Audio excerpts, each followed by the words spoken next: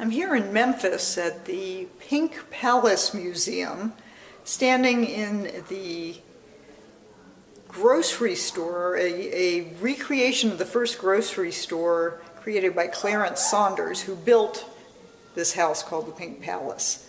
And this recreation of his first Piggly Wiggly grocery store, which was in the 20s, quite the revelation. It was a self-service grocery store. People would come and take whatever they wanted off the shelves and come and check out at the register. And it's interesting, I'm standing in front of the canned soup section, and so you can see from the 20s there's soups like mulligatawny soup and mock turtle soup. Of course, there's pea soup and asparagus soup. I haven't seen that lately. Tomato soup, though, that's been an enduring classic. So I wanted to just show this to you and talk about changes in our shopping habits, as this was quite the revolution in a grocery store. But then you also have to think about how this was also a revolution in life and death.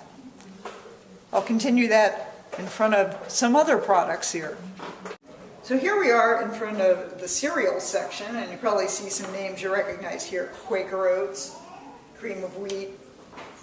But then there's something like this Pillsbury Health brand that, for medicinal purposes, probably for cleaning out that colon. So I wanted to point out some of these things from history that endure and things that haven't endured. Now when you think about, here we are in this iteration of a 1920s grocery store that was quite the revelation at its time.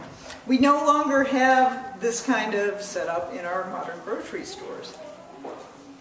By the same count, we also have changes that have occurred in the funeral industry.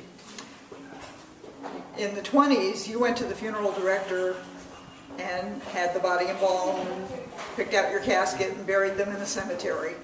And today, just like the grocery stores of today, there's a mind-boggling array of choices to be made.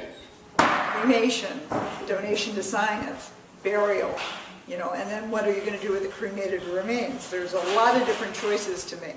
And if you haven't talked about any of this with your family before somebody in your family dies, you're going to have a lot of stress unnecessarily placed upon the family when that time comes. And it's not if, but when. So just a few things to think about as we wander the halls of the original Piggly Wiggly. Think about your shopping choices. I'm Gail Rubin for the Family Plot blog. Take care.